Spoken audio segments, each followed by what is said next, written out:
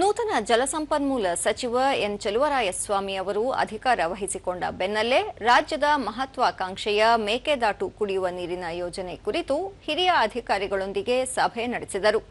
ಸಭೆಯಲ್ಲಿ ಹೆಚ್ಚುವರಿ ಮುಖ್ಯ ಕಾರ್ಯದರ್ಶಿ ಗೌರವ್ ಗುಪ್ತಾ ಸೇರಿದಂತೆ ಜಲಸಂಪನ್ಮೂಲ ಇಲಾಖೆಯ ಹಿರಿಯ ಅಧಿಕಾರಿಗಳು ಭಾಗವಹಿಸಿದ್ದರು. ಯೋಜನೆಯ ಪ್ರಸ್ತುತ ಸ್ಥಿತಿಗತಿ, ಎದುರಾಗಿರುವ ಸವಾಲುಗಳು ಹಾಗೂ ಮುಂದಿನ ಕಾರ್ಯಯೋಜನೆ ಕುರಿತು ಸಚಿವರು ಸಮಗ್ರ ಮಾಹಿತಿ ಪಡೆದರು. ಯೋಜನೆಗೆ ಸಂಬಂಧಿಸಿದ ಯಾವುದೇ ಪ್ರಕ್ರಿಯೆಯಲ್ಲಿ ವಿಳಂಬವಾಗದಂತೆ ಅಗತ್ಯ ಕ್ರಮ ಕೈಗೊಳ್ಳುವಂತೆ ಅಧಿಕಾರಿಗಳಿಗೆ ಸೂಚಿಸಿದರು.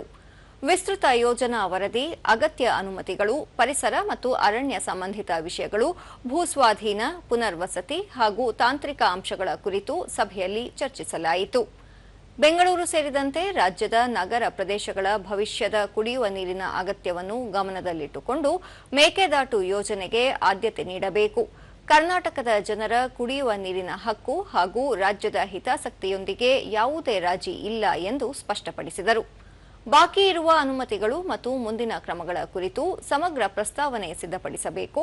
ಕೇಂದ್ರ ಸರ್ಕಾರದ ಸಂಬಂಧಿತ ಇಲಾಖೆ ಹಾಗೂ ಪ್ರಾಧಿಕಾರಗಳೊಂದಿಗೆ ನಿರಂತರ ಸಂಪರ್ಕದಲ್ಲಿದ್ದು ರಾಜ್ಯದ ನಿಲುವನ್ನು ಪರಿಣಾಮಕಾರಿಯಾಗಿ ಮಂಡಿಸುವಂತೆ ನಿರ್ದೇಶನ ನೀಡಿದರು.